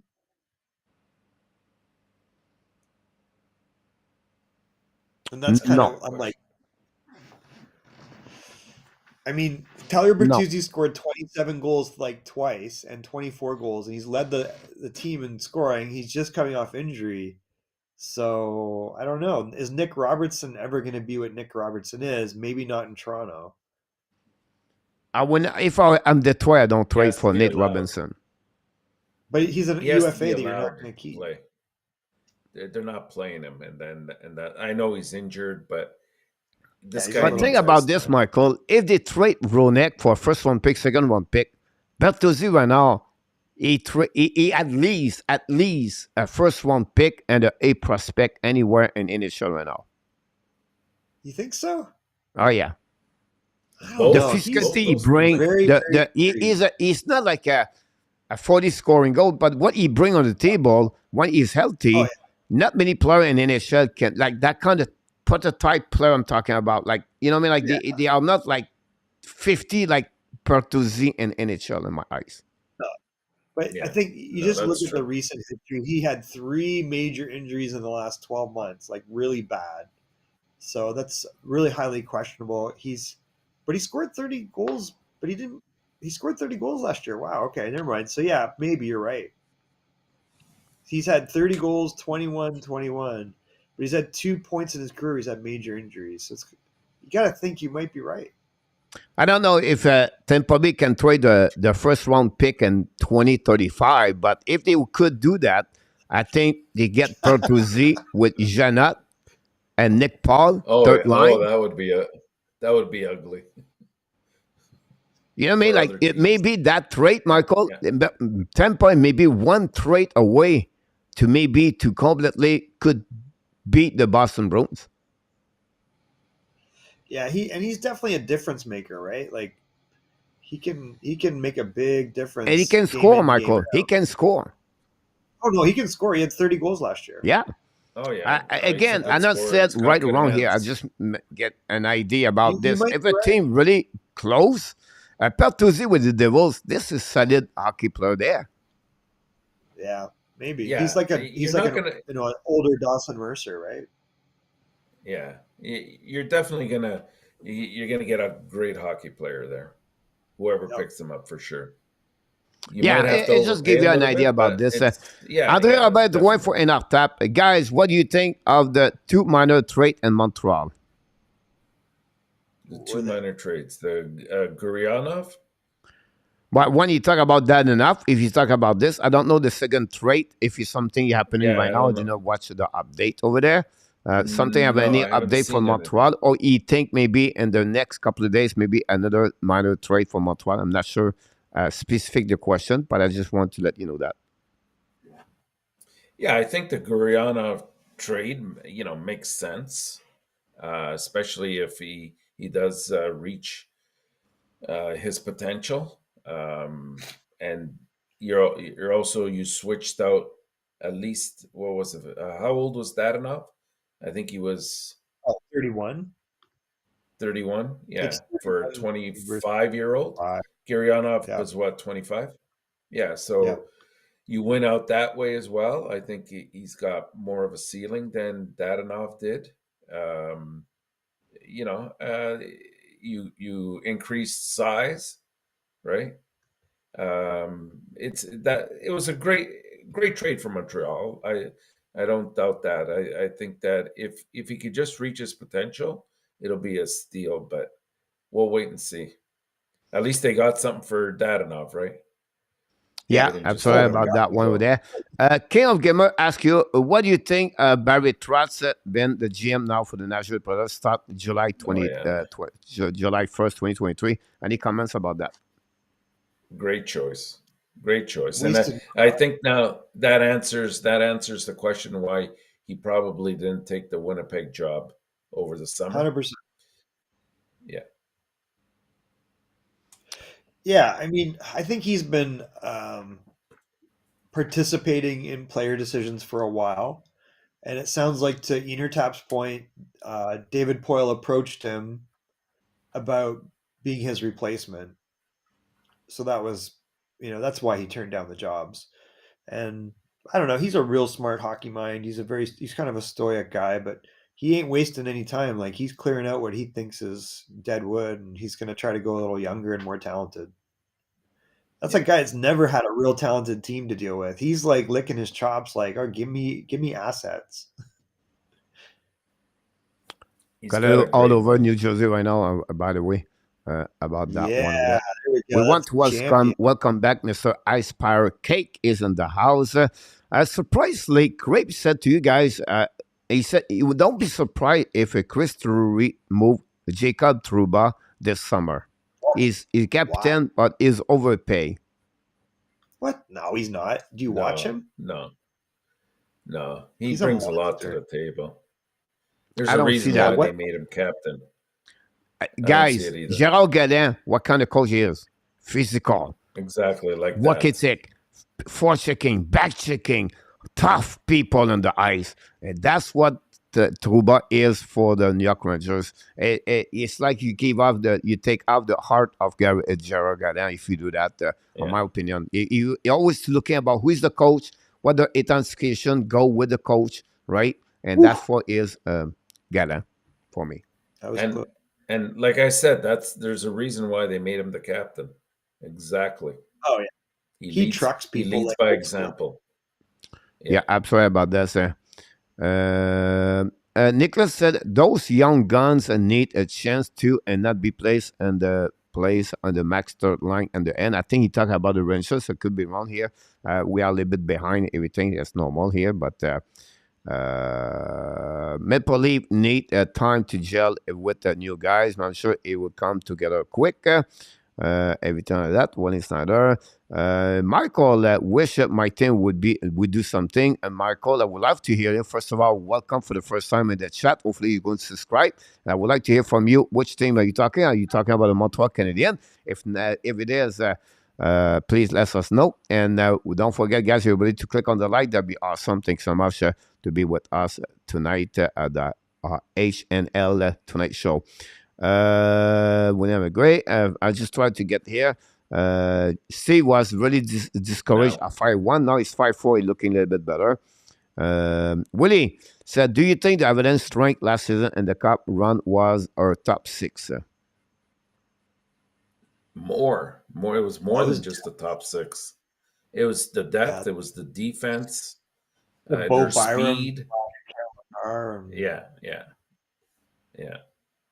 I And think it's a combination of everything, right? But in my opinion, the defensemen, I understand what Ratanen and Lekanen and Kadri, everything like that, but the defense guys gave them a chance they would never have before when those game 3-2, 2-1, and at low scoring. The defense was amazing in my eyes. I talk about the Tays, talk about Johnson, talk about Manson.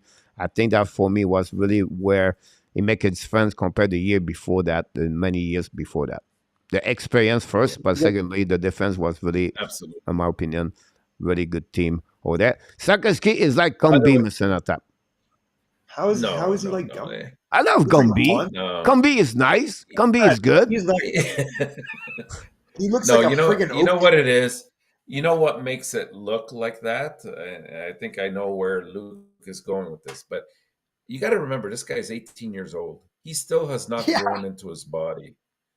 Like he this hasn't. guy, give him a couple more years, and with a good coach that's he's gonna he's gonna work with him, and he's gonna explain how to use his body a little bit more effectively, and he's gonna be punishing. This guy will be good. I feel like Buju Javi is more like Gumby. Yeah, Maybe Puya Harvey's no. got. Well, Like, because when he he's skates, Buju more. Javi is like that. He's going like this. He's Yeah, like, I don't he's know. all over the It's place. like funny when you Yeah, see he's him. got an extra body, but he is a fast skater and he can shoot the puck. He just doesn't. He doesn't. It takes him a lot to get it off, and he doesn't have like amazing hockey sense. So you're playing with these high end players, and he can't anticipate the play. He is good where, if you post him up in a spot, but they can take away that spot. That's the problem. He doesn't Great question understand. from Ron, guys. With Corpusalo going to LA, do you him put as a starter or as Cobley No, earn the starting position? I think it's a 1A 1B thing, and Yeah, you ride the hot hand, you just keep knowing you just that you keep don't rotating. suffer either way. Yeah. Yeah, they've won in spite of goaltending this year, and I mean Copley's played very I well. Don't get me wrong; he's not like but top half of the league. no, no, no, not at all. He's very respectable numbers, very good. Just By the top way, end.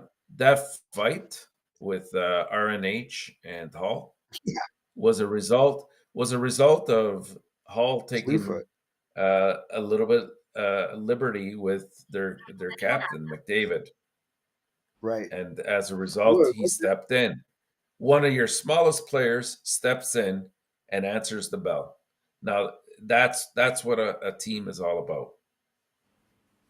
He took a run watch at, again. at McDavid. He Nugent took a run got at dumped on his McDavid. Left Yeah. side or right side player overrated as a defenseman? It's whatever way you shoot. Yeah, I Sorry? don't know if it What's the overrated for that one. I would say I just like he missed more right defensemen compared to left defensemen in NHL. So I don't know if it's overrated, but I just said it's Right? harder to get the Like right defenseman in NHL. American teams' some birth years are all right. It's wacky. Yeah, yeah. And then you'll have other years where it's left right. And then in Canada, there's all left. Like Yeah, you so get right a about right this. shot. I agree. So Look weird. at Watson. He said Carolina is gonna stop the Rangers' offense, make it very hard for them. So last year, guys, if you remember, the Rangers beat Carolina at home, game number 7, at their second round. My point to you is this way: with what they have right now and what happening from summer, Burns, Pacioretty, and everything, and now Rangers, Tarasenko, Patrick Kane, everything like that. Do you feel right now? You do you think Carolina can stop the Rangers, or you feel the Rangers are better for this year to play against Carolina in the second round? The Rangers are going to be tough to beat. That's the bottom line. If there is a team that can, I think that they bring that dimension that because you have now 3 solid lines in New York, if there is a team that can kind of blanket them a little bit offensively, it'll be Carolina. They do have they do have the players that play that type of system and that type of game. But the problem is the Rangers really, they've got such skilled players now that they don't need, 30, 40 shots on net to win this game, especially in the playoffs. They just need that good opportunity. And these guys are all opportunistic. Each one of them can score, like Kreider, Panarin, Kane, Tarasenko. You just go on, right? And that's not even looking at the back end, because Fox, Fox is like that master creator, and Trouba can contribute a little bit. I love Schneider. You've got Keandre Miller's better offensively than we thought. Like, this is a very dangerous team. Lindgren is the most underrated defenseman maybe in the NHL. Like, is this guy a number 2 defenseman that nobody knows about? Like, exactly. Yeah, for me, the defense number 1 is a problem with the Rangers. Lindgren is good, but should be my eye is not a defenseman number 1, number 2, whatever it is. I think I would improve that area for that. I think the left defenseman is really where they struggle the most with him or Harper as a third pairing. But otherwise, this thing is going to be even better. If you think about this, the offensive, the Carolina is not strong compared to many teams in NHL. They have maybe one of the best defensive side. But the offensive, I think they have only one player at 1 point per game. I think it's Howe. That's pretty much what they have. So for me, I would go with the Rangers if they're starting today. Well, yeah. Neckish might be very close. That top line is excellent. I mean, is Neckish playing center for them? Because he's got 52 points in 58 games, and then Svechnikov's had a really good year. But I feel like past those 3, then it really drops off. Yeah. That exactly. Yes, you're absolutely right about Dallas. Take the lead, guys, 3-2 against the Coyotes, and there's 1-1 Washington, the Dogs. 0-0 Golden Knight, 5-4 still at the end of the second period, and the Oilers are going to win tonight, but it's called 5-2 again in Toronto, I believe, about that one over there. King of Gamer, Brendan Gallagher was with a walking boot. It does not look like he'll be back soon. I always like Gallagher, but do you think the contract could become the worst contract in Montreal down the road? No. You can have a worse contract of Alzner or in my eyes. Alzner, it could be one of them. And the Devils score. Oh my God. 6-4. Wow, really? Yeah. 6-4? Did you see the wrap up? Not looking good. The goaltender over there. I don't know. They have nobody in the bench can goalie right there. But Dawson Mercer score again. Mercer scored like 10 goals this month and February now with March, but again, he's been unreal. He is the Ryan O'Reilly of that draft, guys. Like, this is a guy that everyone passed on, made the NHL immediately, and is never going to look back. Yeah. When he was on Team Canada, I don't know if you remember on that line, and it was him and the other Newfie from Colorado. What's his name? The centerman that's there. Not it's Kerfoot, a killer goal. What is it? They were the third line, and they were like the best line most nights on like a crazy Team Canada, right? Like what was the guy's name? I agree on that. Coach is Basel Mino trade I'll make earlier this season. He would try to look for it about that. Steve G talk about. My question is is Dorian is always making trade and the team never get better for Luc Lafortune. Hopefully they will be better. I think they have a better. It's more balanced right now in my eyes with the chick run about every year. Do you think Leon Draisaitl will end up at the Hall of Fame? Yeah. Yeah. Greatest German player ever, probably. Yeah. I agree with you about that one. Try to get everybody in the chat if you have any other question. West Bergeron was better que Dorion at the end of the night. 6-4 right now, Devils, guys, and people talk about the game. We're going to get almost at the end of this show. Not now, coach extension for Parduzzi. Do you think they should sign him or not, Mr. Markov?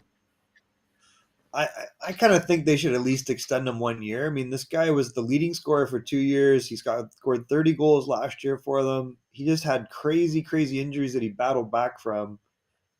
I just think he's going to pull through it. He's just a ratty goal scoring guy that you don't understand how he does it. He's just hard to get like a 30 goal scorer in the NHL. Do you give him over 6 million, 7 million? I think you do a 1 year, He's 2 around year there. type deal. He's not He got a UFA? lot of money. No, he is UFA, but that's why. Is he UFA? Yeah, he's UFA, right? Yeah. Yes. Yeah. Yeah. But I don't know. Like, I think he would stay for a 2 year deal. So what, he would not sign a contract anywhere for 4 or 5 years? He's had 3 major surgeries in the last 12 months. He's had like crazy injuries. Or you So don't he's think not a team quite- would give him a 5.5 or 5.6? Yeah. There'll be a team that'll do that. I don't see them over So- 7 million, but I think a team could give him a 5, 6.5 or 6 million. Agreed. That would So be you my think lock him- my thinking about that. I say lock him up, Michael. Lock him up. Yeah, maybe. I don't know. He's not young either, right? Yeah. He's what? Is he 27? 27 or 28? He's 28. He turned 28, or Yeah. he did earlier. Yeah. What do you think about looking for certain coach? Do you think that Ottawa with new ownership would be better? Who are they? It depends who it is, right? Exactly. Who is it? If they have deep pockets and they're truly committed to the Ottawa community and developing the team the way it's supposed to be developed, by all means, I think that the Ottawa will improve. I think they will. I think they will create more stabilities inside of this. I think that will maybe not to be the same people, management like Pierre Dorion, everything like that. But I think for me, new owners, if the new rink can sign up over there, whatever it is, I think that would bring a little bit more that franchise better. And they come at the right time, guys. That team with Chikran right now, this is another great additional for the team. I think it will be better, in my opinion, from that question from him. King, how many years the future draft pick do you have access to? For example, if a 2020 exam, can I trade my first round pick in 2028? I think you can. Yes, you can. You have you have no rules. You cannot trade whatever you want to trade your picks. Yeah, I believe so. Like 2020, 32 if you want to. That's not a problem about that. People talk about we are behind all the crap evidence coming back a long time ago. But you're right, 564. Roger is in the house. Bush Bouchard, welcome back. Thanks so much. Don't forget, guys, to click on the likes. I know Coach Frenchy does not agree. I would love to see Dvorak be traded before the trade deadline. It depends what the return is, Roger. I don't disagree with you. If they get a good return for him, why not? Because I think we'll have the players that will step up and fill that role, and it's time that some of the kids that we have to start filling in that spot. That'll come. It depends for me. First, you're not going to get a first round pick in return. That would be a really bad trade. He don't cost you nothing, $4.5 million. He's still helping the team properly. Is on details of the game, and without with Kirby Dack now center number 2, but you can have a good third center for the Montreal Canadiens for the next 2 years at low cost, and he fit very well on the system. Martin Saint-Louis, the work ethic, not complaining, not a prone injury, play most of the game. And I think for me, that's the reason I would not trade him. If I was Montreal Canadian. Because you have now Kirby Dack, you have Dvorak, that's give you a solid 3-line center right there. And if they say, they can keep Monahan is going to be a winger if they keep him. Yeah, I don't know. I think Monahan's highly questionable if he can continue. This is a result of like many surgeries that happened on his, like he's just kind of a mess, right? Like this is not a new issue. He had the groin issue, he had the ankle issue, I believe he had a knee issue. Like these are death knells for a hockey player. Like you look at when Jeff Friesen was in a similar position, you'd be like, oh, Jeff Friesen's going to keep being able to go. He couldn't do it. You know, he had the groin surgery. It turned into a hip surgery. It turned into a knee surgery. And I just think Sean Monahan might have, broken his body a little bit here. I agree with you. Grape said Lindgren underrated. When I was said to you, he is a good hockey player. In my opinion, I don't see him the top first pairing player. That's my only thing I would say to Lindgren about him, because I think it's a little bit like people said. Tony Crook, he's a good defenseman. Yes, he is, but not for in my opinion, a first pairing defenseman in NHL. In both a second pairing defenseman. So did that. Back again to you just mentioned to you. Monahan, I think if we can get him a 1-year contract at $4 or $5 million max, I think I would do it. If any team in NHL to get deep and you line up, but it's a risk over there. If you have a goalie right now, could be a game changer going into the playoff ready team today? That's a good question. I think Reimer could be really helpful to someone right now. Reimer could be very helpful to someone right now. No, a goalie right now, they are a team already in the playoff right now. They have a goalie, specific goalie can become hot or can make a team better for the playoff. That would be the question. I think that's the question he asked. Look at the East. Just about not everybody, but you have quite a few there in the East. All three Carolina goalies would be helpful. You're going to laugh at me. I will still go with Ullmark. Yeah, that's what I just said. Yeah. Ullmark. With who? Coach doesn't listen. He doesn't listen. The way he play, I think he could make it fun right there. Whatever is Boston is good, whatever. But you talk about you need a solid goaltender over there. Would be interesting. Guys, you're gonna think this is funny, but I think Ullmark could be really good. No, a goaltender was good last year, and he made him almost beat them. I think is Ottinger for the Dallas Star. Well, Ottinger, that's a good name. Like he showed in the playoffs that he is legit. Like this is a goalie that really emerged in that window. And that's kind of what I was saying about New Jersey. They need some of these younger guys that are just kind of on the cusp. They might, under the pressure of the playoffs, turn into legit players, and that's the kind of thing that happens. Like you look at Akira Schmid in New Jersey, he's come up and he's played very, very well, and he might be that type of guy. Like you look at Nolan Foote, not a goalie, but he could be that type of guy. Like Schmid's come up, and I think he's got a 1.8 or 1.9 goals against average. He's a 6'5" goalie with the great save percentage. That's the type of guy that you look for that can make a big difference. Or the pressure gets to him, but usually guys like that, that's when they really kind of mature. Great point about that. Hellebuck. Well, I mean, if they make the playoff, not up. That's the problem right now, right? Like they're struggling in a lot of ways. The Niederreiter deal was one piece. I like your idea of Edmondson to them. The other guy we didn't talk about was Ghosteberg going to Carolina. Do you think he'll have any impact? That's a weird move, right? Yeah. What is the lowest seed Miskov dropping in the draft? 5th. Oh boy. Yeah, if he goes any lower than that, I'd be shocked. Somebody's gonna get a steal. My best answer I would say to you is all depends the ranking of the teams. That's my only thing I would say, because I think a team can skip him because they don't want that deal with that situation, and that's the only problem. And that team example I would say, like, I don't know, Columbus example, but Columbus select 4. But now they've maybe become 5. So it's hard for me. My ranking is getting out this week, first month of March. Miskov is my number 3 right now on my ranking for this month of March. So I would say to you, not more at 5 on my, I'll be really, really. They have a drop a little bit now, starting with Carlson behind Fantilli, Miskov. And so 5 will be good over there. I still Will Smith, number 5.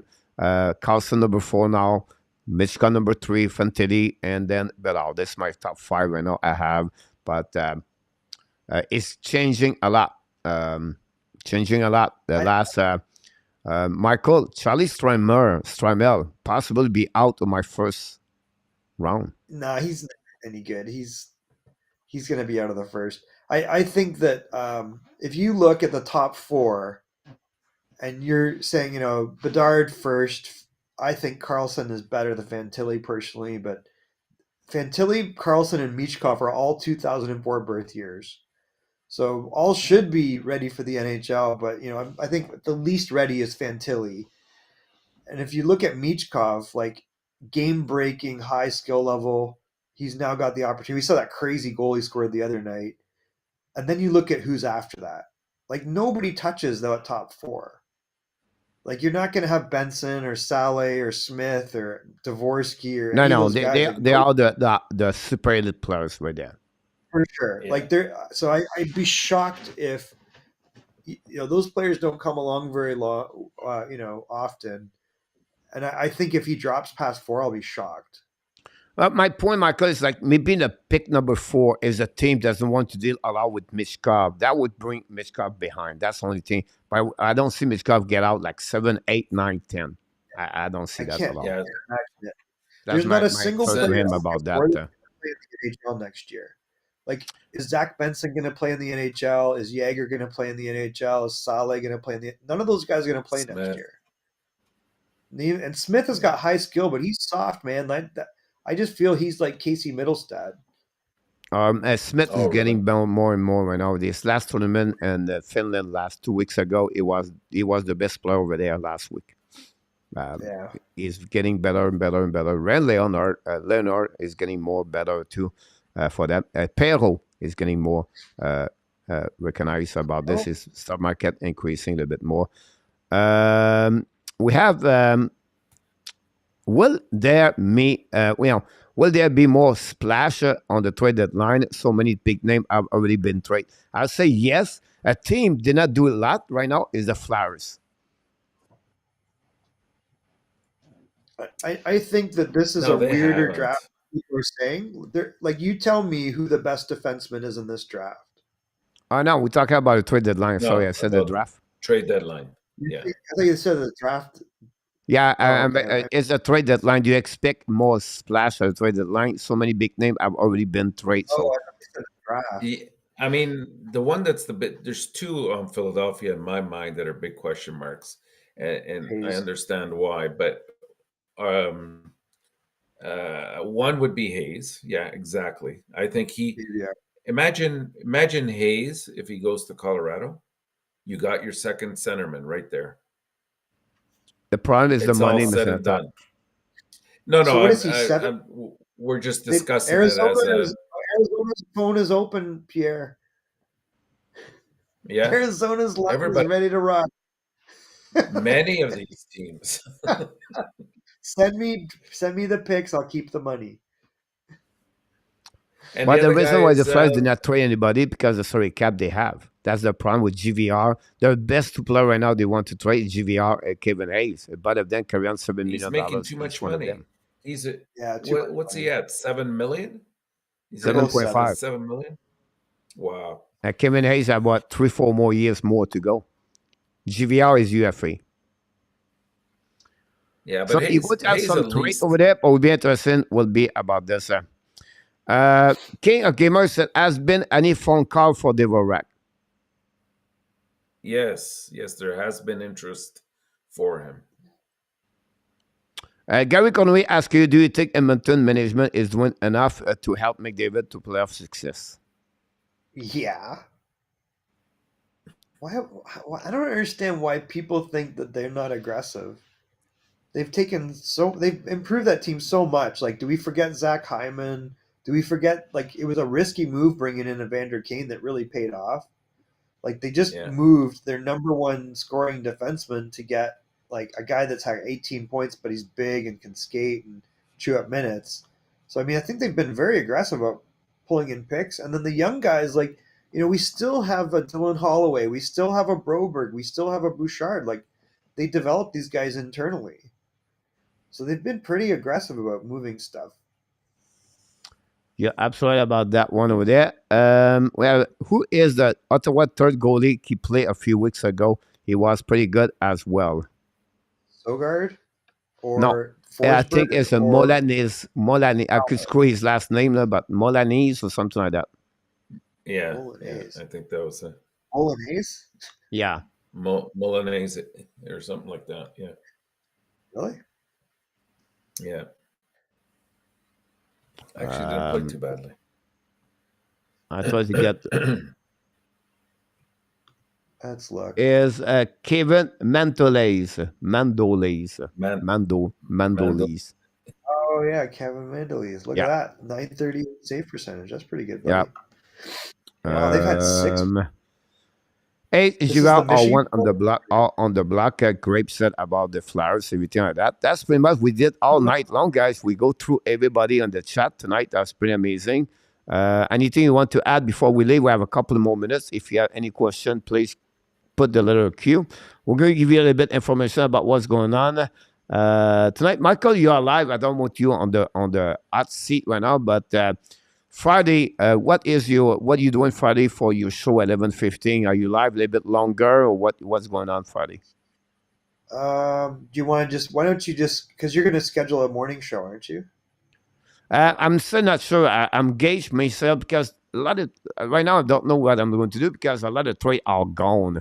So I may be wait until the over at 4:00 and do a special show from 4 to 6 about the resume of all the trade.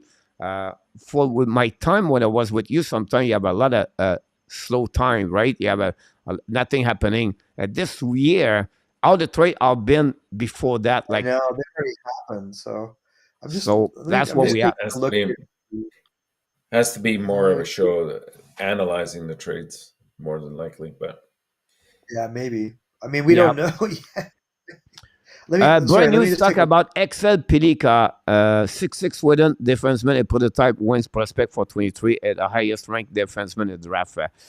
Is one of them, but he's not 6'6". Sandon Pilika is not 6'6". I can guarantee you that. There's nobody in the top 10. Like maybe there might not be a defenseman in the top 12 in this draft. It's going to be look like for now defenseman will be between 15 to 25 right there. Yeah, and you get Sandin Pelika, you get Reinbacher right there. You have another Kuliev or Kuliev, the Russian kid over there. They are the 3 big name of the defensemen. Like 5'11", right? He's not bad, but I think this is why, scouts are starting to say the same thing I've been saying. Like I'm like, it's not that I don't like the players, but you could roll the dice between 12 and 40, and your odds of them becoming an NHL player. I was disagree with you. You have 5 to 18, 5 to 16 are really high top 6, top pairing, NHL top 4. From 5 to 16, I would say to you. Then after that, you can go like approximately from 18, 20 to 40. Sometimes it depends about that. Like I look at Riley Heidt. I guess he's moved up a fair amount. The WHL is pretty good this year. Some people are saying he's better than Yager. I still like Yager. Barlow's moved down a little bit, so I get that. But it is like if I look at a Yager or a Barlow or a Height, am I talking about a top 6 NHL player? But it depends who is going to draft top 15. Barlow right now is about 20. He drop. That's why I'm like, I don't know. Like Brendan Yager 1 year ago, it was top 7. Now Yager is number 14, 15, 16. Now you talk about a solid hockey player, Brendan Yager. That's the thing. These guys are solid. I just don't know. Like they're going to come up against more dynamic players. I just don't know if I project a Brandon Yager top 6 in the NHL. But it guarantees you top 9. And after that, he can become a bubble player, right? He can become a second center. Depends on development. That's what I'm saying. Like, I think that the problem with this draft is anyone after 10 becomes a potential bubble player. And it's like you don't know who's going to be able to pop through. Those are much tougher guys to project, Yeah. Yeah. Dallas Star winning 4-2, by the way.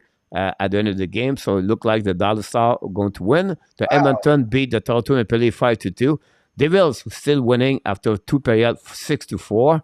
The Golden Knights 0-0 after 20 minutes. And then the Ducks and the Capitals after 20 minutes is 1-1. So that's what we got tonight, ladies and gentlemen. We are at the 11 o'clock. We have a couple of questions here, Mr. Natap, before we go. The Stanley Cup winner win with a lot on ground talent and some free agent trade, so the draft is the way to go for the Cup.